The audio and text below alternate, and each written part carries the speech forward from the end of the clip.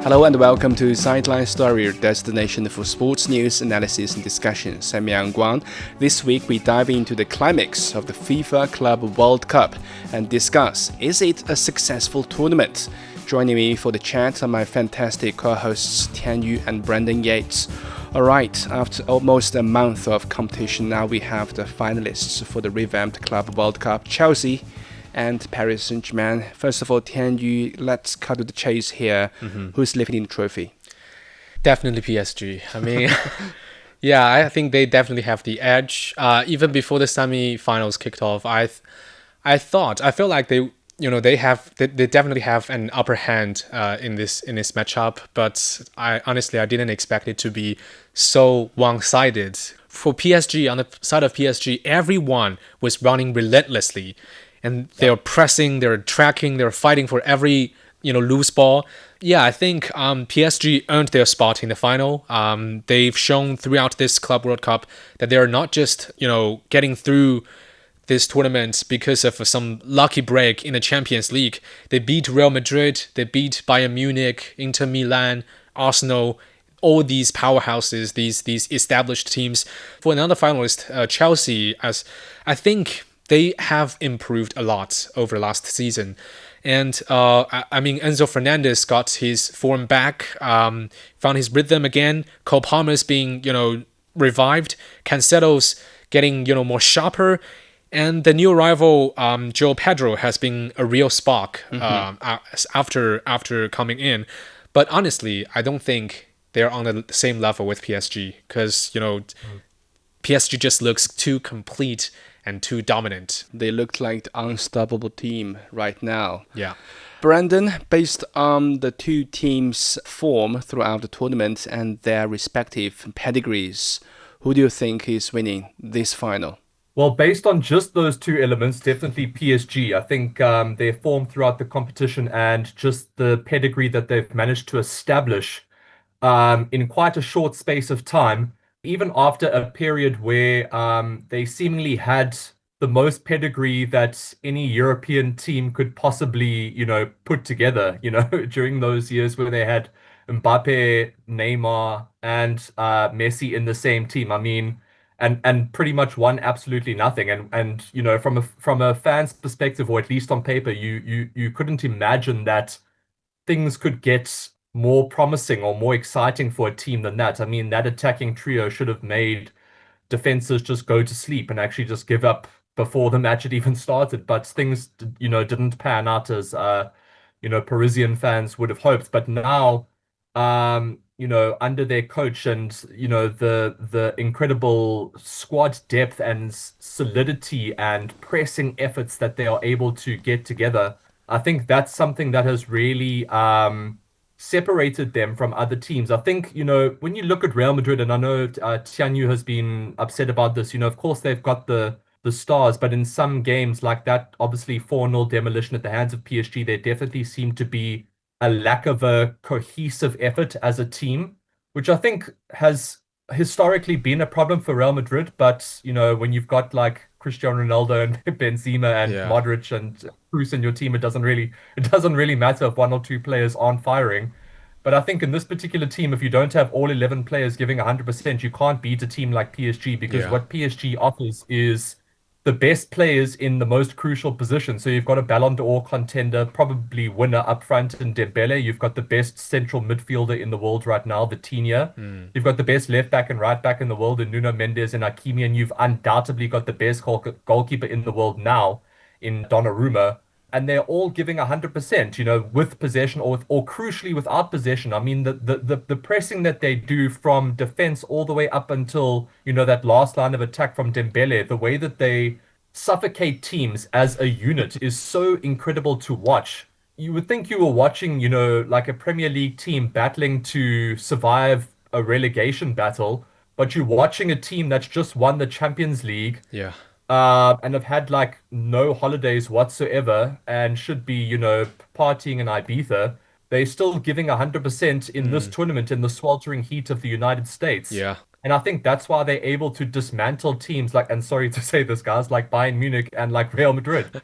Um, and I think that's why they're undoubtedly the best team in Europe, if not the best team in the world right now. So, assuming that they both have the same motivation levels and, they all of their players are fit and there aren't any other issues that are happening off the pitch, or any, shock goals from Chelsea in the first minute or, any strange things happening. If we're looking at like a standard match and we're just looking to compare the two teams now, I think PSG blows away Chelsea and blows away any team in the world right now, to be honest. Yeah, I like the word you said about PSG's pressing, suffocating. Yeah. That's the feeling I got when they played Bayern Munich. But I actually think Chelsea's got a chance here. I mean, their summer signing Joao Pedro is just phenomenal at the Club World Cup in recent matches. Yes, they avoided European giants en route to the final, but knocking out two Brazilian teams back to back is a big statement. Yeah. We talked about how good those teams were, so I would not be surprised if Chelsea would be crowned champions. I mean, they of course would position them as the underdog in this final. Definitely. When Chelsea sees themselves as underdogs, you don't know what energy they can produce, what games they will play. Okay, before we move on, here's a recap of the biggest sports headlines of the past week in China and around the world. Red Bull Racing has sacked team principal and CEO Christian Horner, ending a 20-year tenure that transformed the team into one of the most successful outfits in Formula One history. The Briton had been under intense scrutiny since early 2024 when he was investigated over allegations of inappropriate conduct toward a female colleague. McLaren's Lando Norris thrilled the home crowd with his first ever win on British soil at rain-affected Formula One British Grand Prix. His teammate Oscar Piastri was handed a 10-second penalty for erratic driving. Behind the McLaren pair, Nico Hülkenberg delivered a sensational drive to take third for Sauber, marking the German's first podium in 238 starts. Pretty surreal, to be honest. Not sure how it all happened, but obviously crazy conditions, mixed conditions. It was, survival fight for a lot of the race. I think we just were, really on it. The right calls, the right tires in the right moment. Made no mistakes, and quite incredible. The 13th round of the F1 season is the Belgian Grand Prix at Spa on July 27th.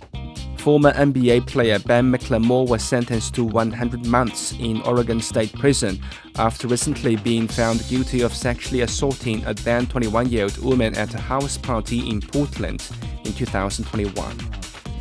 Chet Holmgren and Oklahoma City Thunder agreed to a 5-year contract extension worth up to $250 million. The contract is fully guaranteed and comes on the heels of Oklahoma City's landmark contract with NBA MVP Shai Gilgeous-Alexander. SGA agreed to a 4-year, $285.4 million super maximum contract extension to become the league's highest-paid player at more than $71 million per season. Bayern Munich midfielder Jamal Musiala said no one was to blame for the horrific leg break he suffered in their Club World Cup quarter-final against Paris Saint-Germain, adding on Wednesday that situations like this happen. The 22-year-old sustained a fibular fracture with a broken and dislocated ankle following a collision with PSG goalkeeper Gianluigi Donnarumma at the end of the first half. The United States came up short in the CONCACAF Gold Cup final with a 2-1 loss to Mexico. Tuesday marks the 30-day countdown to the 12th World Games set to take place in Chengdu. Organizers announced that opening ceremony will be held outdoors at Tianfu International Convention Center in the southwestern city. We used an existing building for an opening ceremony in an open area. Some of the spectators won't sit inside, but on the grassland outside to watch the ceremony. I think that fits Chengdu's characteristic. The 90-minute opening ceremony will feature a 15-minute artistic performance. Sideline Story brings you all things sports related. The hottest topics, latest events, juiciest stories, all with a very personal take. Subscribe to Sideline Story podcast for heated sports discussions covering events that are happening in China and around the world. Welcome back. Still at the Club World Cup, the tournament has delivered classic matchups and stunning goals. Yeah. I think the match of the tournament must be the 7-goal thriller between Manchester City and Al Hilal. The Saudi team really proved Asian teams can match Europe's pace. And besides that, personally for me, it's a very hard goodbye to say when Thomas Müller played his last official match with Bayern Munich. And it really touched my heart when Kylian Mbappe and Ousmane Dembele paid tributes to Diogo Jota after their goals at Club World Cup. So there are a lot of moments and images from this Club World Cup that really left an impression for me. So Tianyu, for you, what single image or moment from the Club World Cup do you think will resonate in years to come for you? Yeah, I think for me it has to be that emotional moment when Ruben Neves and Cancelo broke down in tears during the Al Hilal versus Fluminense match. They were mourning the passing of Diogo Jota.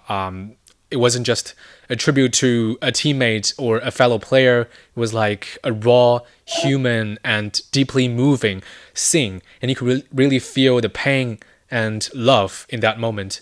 And yeah, like you said, what made it more powerful was like when seeing players like Mbappe, Dembele, and Gonzalo Ramos also honoring Jota with their celebration gestures.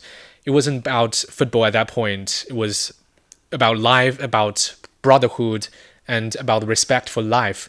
And I think these moments stood out because they reminded us that the sport isn't just about trophies or goals. It's about people. And it's about showing love and even in loss. And that kind of unity and shared emotion, I think, is something that fans would always remember even after the final whistle. And what you said about Thomas Müller's final match in Bayern Munich also reminded me of Luka Modric, his last game in Real Madrid. I feel sorry for him because it ended up in loss. But thinking about what he has devoted for this club all these years, I have nothing but respect for him. I wish him a great career in AC Milan, and hopefully he'll enjoy his rest of his career. Right. Yeah. Brandon, any iconic moments at the Club World Cup that will stay with you in the future? Something fantastic that we've spoken about the Club World Cup is that there's always been this this notion that European club football teams are the only teams that really deserve respect on the global stage, and that the Champions League is the be-all and end-all, and that if you're not playing in Europe, you're not really a professional footballer, or you're not really considered a great team. So I think what has been iconic about the Club World Cup as a whole has been the performances of teams from other nations and other continents, particularly from the two nations of Saudi Arabia and Brazil. Some of the performances of the likes of course, that Al Hilal win over Manchester City and, Fluminense and Palmeiras and all of these teams, they've really delivered some fantastic performances and some upset victories. And I think they've really opened the eyes of the entire world that football is not just in Europe. It's a global sport, and it can be competed at the highest level across the whole world. So I think that's what's been the takeaway message from this tournament. Right. Yeah. Along with the beautiful games and stunning goals and surprising results come a lot of controversies. Is it fair for the players to extend their already long and exhausting season? Will it expose more injury problems, injury risks, like what happened to Jamal Musiala? Heartbreaking. But meantime, like Brandon said, the Club World Cup offers a great platform for the non-European teams and leagues to demonstrate, to showcase their football to the world. So I guess this debate revolving around the Club World Cup will go on for quite some time. But I guess the core question here is this Club World Cup a success? I mean, FIFA aimed to produce a flagship tournament rivaling the FIFA World Cup. Did they achieve it, or is it just a promising start? So, Tianyu, what do you think? How do you value the Club World Cup at this stage? Well, honestly, even though this is just the inaugural edition of the revised version of the Club World Cup, I think the tournament is already showing signs that it is becoming a major international football tournament. Because at the start, a lot of the fans probably just thought it was going to be just like the older versions, like European teams could easily cruise through the knockout stage, and there was no real surprises. But after seeing the whole tournament, following the tournament, I think that's not how it played out this year at all. Because as we've seen teams from outside Europe really step up. Like Al Hilal taking down Man City was impressive. Fluminense making a deep run to the semis was also like very wild. And just like we talked about in the previous episodes, it's clear the gap between the different regions is shrinking, and this tournament really proved that point.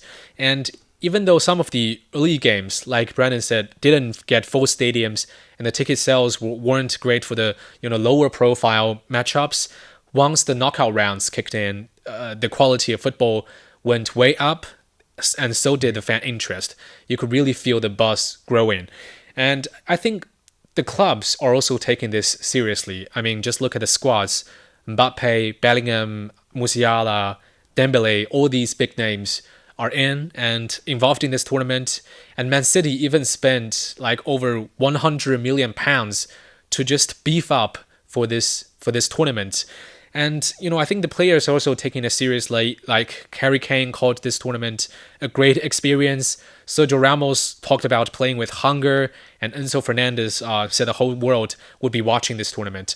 And now we've heard some naysayers talking about how there's no appetite for the tournament from players, clubs, or fans before the tournament started. But honestly, I don't think that's the case anymore, because the prize money alone is a great incentive. It's a game changer, because PSG and Chelsea reportedly made over $100 million each just by reaching the final, and that's no small incentive, I would say. And I think it's only going to get better and better. This year's winner won't just be another trophy holder. It's going to be remembered as the most dominant team at this planet this year, and that's a very big goal. Yeah, I would call it a good start for this revamped Club World Cup. But I guess, to me, it's not still on the same level with the FIFA World Cup. And I doubt it will ever be. I mean, yes, the prize money is huge, is appealing for the clubs, for the players. But the player motivation, I guess, is different. I mean, they're not like representing their nations for the World Cup. Club is their workplace. Yeah. Yes, we saw some, deep bounds between clubs and players like Thomas Muller with Bayern, John Terry with Chelsea. But after all, at the end of the day, it's all business, and few players would do what those role models would do. I guess the passion from the players for this tournament is different from what they have for the FIFA World Cup and the nations are competing. Yeah. But considering that this tournament only takes place once in 4 years, it's like the Olympics in tennis. The Champions League is the Grand Slam, the pinnacle. And the Club World Cup is like the tennis Olympics. Yeah. A prestigious and rare honor, but not the absolute summit. I would call it the sailing for the Club World Cup right now in the football world. So, Brandon, after what we saw in the past month about this Club World Cup, the first edition of the revamped tournaments, do you think it will grow into a world-class event like the Champions League, or it will fade back as another, mediocre and rather insignificant tournament like the previous format? Is it only once every 4 years? Yeah. Oh, then I was about to say, if it's once a year, then absolutely, I think it would fade into the oblivion. But if it's once every 4 years and this is how things have started, I think it's a really fantastic start. I mean, there's a couple of things we have to consider. It's a new format, number one. The European teams have come out of a grueling season. The weather conditions in the US were, not ideal, particularly for European teams. The US market is not ideal for soccer. I think, and there was a lot of condemnation from, big voices in the footballing world. I mean, Jurgen Klopp and a couple of others. So, they definitely started on the back foot. But I think that being said, I think they've put on a fantastic tournament. I think, like Tian Yu and I have both mentioned, I think the early stages there wasn't that much excitement from, US fans, which was to be expected. I mean, they've got their own sports and soccer's, definitely a small market there, although, it is growing, but it's still definitely small over there. Um, but then as the tournament progressed and we saw, more and more competitive matches and we saw more and more upset victories, I think that's the best possible thing that could have happened for this competition. I think that the organizers of this competition must have been thrilled with the Al Hilal victory over Manchester City and Yeah. the fantastic performances from the Brazilian teams and the Saudi teams and Mexican teams and a couple of other teams from around the world. So I think um, that definitely saw a spike in viewership, not just in the US, but around the world. And I think there were also moments where record streaming numbers were being reported out of Spain for some matches.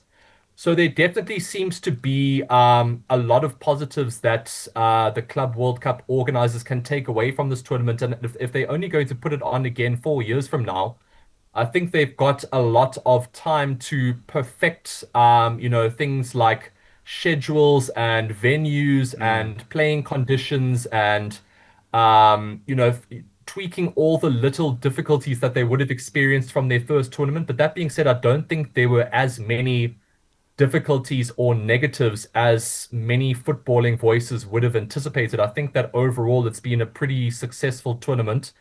And particularly the quarterfinal and semi-final matches, I think have been absolutely fantastic to watch. And I think we're also going to see a phenomenal final where two Yeah. really high-class teams, I think, are going to give their absolute all to win a trophy on US soil, which I think is a massive boost for the game of football as a whole, because I think they are dying to increase viewership in the United States, particularly ahead of the FIFA World Cup. So I think that look, it hasn't been a perfect competition, and it hasn't been perfect in terms of timing, particularly for teams that have come off a grueling European season or a grueling domestic season anywhere around the world, and all of the other factors that I mentioned. But I think away from all of that, I think we've seen some fantastic competitive football, and we've seen some high level performances from teams outside of Europe, which I think has been the biggest positive of this tournament. And I think with that, I think it's going to become more and more competitive, and I think it's going to be more and more highly sought after. So I think that it's a great start, and I think that it's up to the organizers of the tournament in particular to maintain interest in this tournament and to make it even better when the next competition comes around. And I think that they've got the building blocks to do so, because it wasn't, I think a lot of people thought that it wasn't going to be competitive and that like it would just be a preseason tournament for European teams. But it definitely hasn't been that. And I think that it can be more competitive and more exciting the next edition, because I also think that the European teams will take it more seriously the next time it comes around. But more importantly, I think that teams from outside Europe will not go into it thinking we have no chance. I think that we will see, teams from around the world going into this competition saying we can go up against PSG, Real Madrid, Bayern Munich, Manchester City, and actually beat them and, potentially lift an international title, which Yeah. might one day become, as important as the Champions League, for example. So the building blocks are there, and I'll be very curious to see what organizers of the tournament can do to make it even better for the next round. But for the start of the revamped edition, away from the issues with timing and that sort of thing, I think the way that it started, I think it's, I would give it an A plus. Right. Since we mentioned the United States, the Club World Cup is not only a big test for FIFA, but also an important dress rehearsal for that country, the co-host of the 2026 World Cup. We saw some issues like the extreme heat the players had to deal with. It could be another factor for next summer's big tournament. And the empty seats for less glamorous matchups. It could also be a World Cup challenge too for next year. So Tianyu, what did the Club World Cup tell you or reveal about the US readiness for the massive World Cup next year? Yeah, I think just from an infrastructure standpoint, I think the Club World Cup is doing pretty well. The stadiums are world class, the logistics are pretty smooth, and everything's run on time. But where things get tricky is the atmosphere, like we said. Especially in the group stage, you could really feel the lack of energy from the fans in some of the early matches, and that's mostly because American fans aren't just that into global football yet, and especially when it comes to the smaller teams. But I think part of that may also be blamed on timing, because this before the tournament kicked off, the Club World Cup was going up against some of the biggest tournaments in the American soil, like the NBA Finals and the Stanley Cup. So it didn't get as much media attention as it could have, and plus some of the games had really weak advertising. I mean, people just didn't know when or where they're happening, and that's something organizers really need to figure out before 2026, which is how to actually market the games effectively to an American audience that's more used to the NFL, NBA, or MLB. So another issue is the match conditions. Like we said, some games had kicked off scheduled to suit European viewers, which means midday starts in places like Pasadena, California, and there was no shade, and there was this blazing suns. Players and fans are literally sweating buckets, and that's not ideal for a football game. And if they want to avoid injury and keep the experience enjoyable, the organizers need to rethink that as well.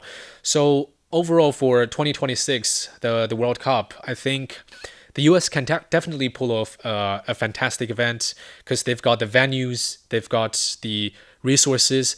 But if they want to make 2026 feel like a true global celebration, I think they've got to work on, creating the right vibe, promoting the matches better, and just being maybe a little smarter in scheduling. Right, so there are definitely some lessons for the organizers to learn. Let's see how the US will be prepared for the 2026 World Cup. But before that, we have a big final game to look forward to at Club World Cup. With that, we end this episode of Sideline Story. Thank you so much for joining us. Subscribe to Sideline Story and leave your comments wherever you listen to podcasts. For more information, you can also check our website at radio.cgtn.com. Until next time, stay on the sidelines with us.